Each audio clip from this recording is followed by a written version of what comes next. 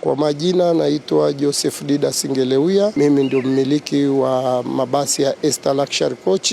Hivi karibuni kampuni yangu imehusishwa kimakosa na baadhi ya viongozi wakuu wa kisiasa hapa nchini, ikiwemo madai kuwa inamilikiwa na Mheshimiwa Waziri Mkuu Dr. Mwigulu Lameck Nchemba. Kutokana na tetesi hizo zisizo na ukweli, kampuni yangu imepata madhara makubwa wakati wa machafuko yaliyojitokeza baada ya uchaguzi, ambapo waandamanaji walivamia kampuni yetu na kuchoma mabasi 6 na kuharibu mali nyingine nyingi.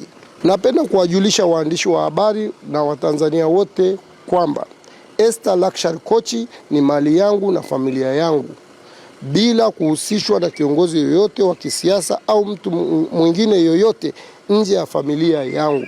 Waliweza kuvamia na kukuta fedha ambazo zilizokuwepo pale, waliweza kuzichukua, lakini kwa rafli ambayo tuliweza kuipiga tulikuta ni hasara kama ya shilingi bilioni 2 na milioni 100. Yes, nadhani unakumbuka utata wa haya mabasi ya Ester Luxury Coach.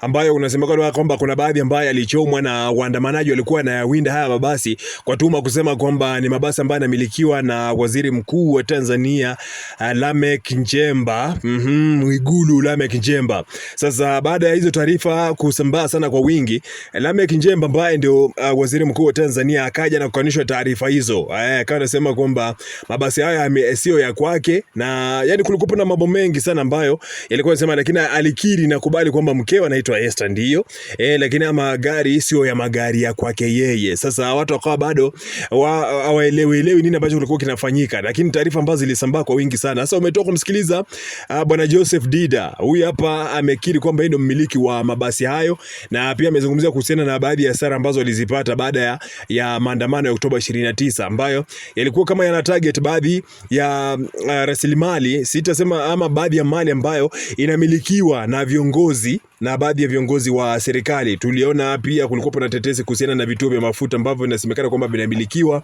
na mtoto wa aliyekuwa ama rais mstaafu, na mzungumzie Jakaya Mrisho Kikwete ambaye julikana kama Ridhiwani Kikwete.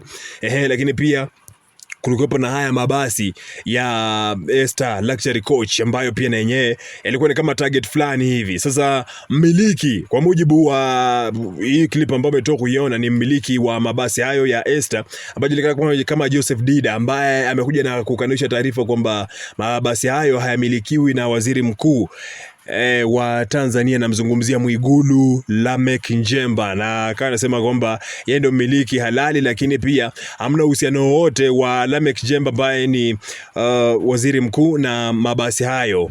Sasa sema kwamba hamna uhusiano wote wa kibiashara. Nadhani kwamba amekuja kujitokeza ili kuweka sawa, ili asiendelee kupata hasara ambazo zinaweza zikajitokeza kutokana na hasira za wananchi, ambazo baadhi ya wananchi ambao wana hasira na viongozi wa serikali ambao hajatokea kubali kabisa kwamba serikali ya sasa hivi Rais Samia Suluhu Hassan ndio ipo madarakani mpaka mwaka 2030. Nipe maoni yako pale chini kwenye uwanja wa comment.